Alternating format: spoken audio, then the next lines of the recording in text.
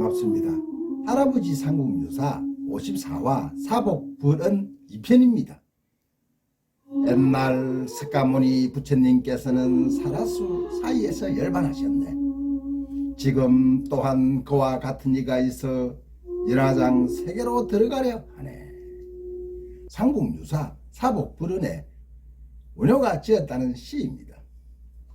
개를 설하려면 살생하지 마라, 도둑질하지 마라, 음란하지 마라, 거짓말하지 마라라고 설해야 합니다. 하지만 사복의 어머니 염선은 이미 죽은 사람입니다. 그럼 도둑질하지 마라, 음란하지 마라, 거짓말하지 마라는 아무 소용없는 말입니다.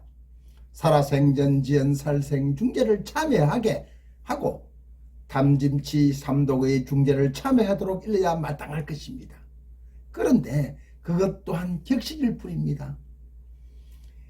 격식을 싫어하는 원효는 그렇게 설하기가 싫었습니다. 소중한 것은 영혼이 죽어도 광명을 찾고 극락완생하는 것입니다.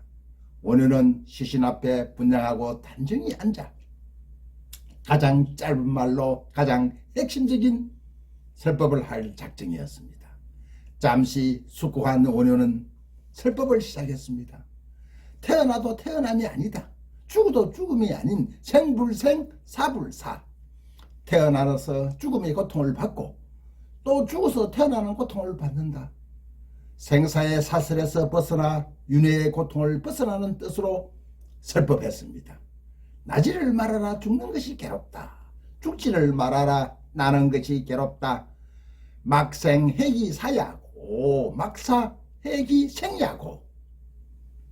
원효는 자신이 말을 해놓고도 환희심에 가슴이 벅찼습니다. 사복의 어머니 아니 염소가 이 법문을 듣고 생사의 고통에서 벗어나면 얼마나 좋을까. 원효의 말을 듣고 있던 사복이 찜짓 못마땅한 듯 한마디 툭 던졌습니다. 말이 길다. 과연 사복이었습니다. 순간 원효는 머리가 쓰고 온몸에 천줄이 흘렀습니다. 그리고 몸둘 바를 몰랐습니다. 어디 쥐구멍이라도 있으면 들어가고 싶은 심정이었습니다. 아니 이보보다 더 큰 설법을 할 수 있단 말인가. 그럼 사복은 과연 누구인가? 부처인가? 정신을 바짝 차린 원효는 다시 줄여서 말했습니다. 생사고. 죽고 사는 것이 모두 괴롭구나. 그 소리를 들은 사복은 만족한 듯 합장하고 절을 했습니다.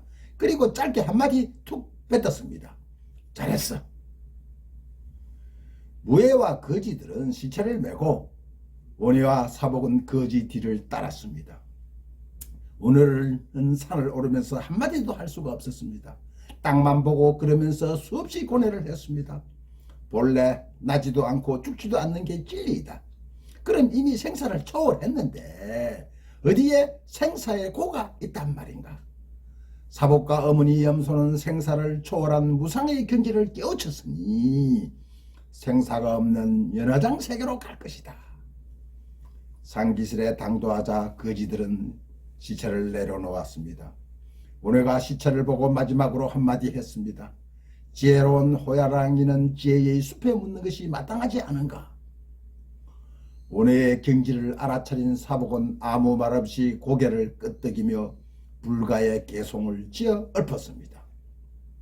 옛날 석가모니 부처님께서는 사라수 사이에서 열반하셨네.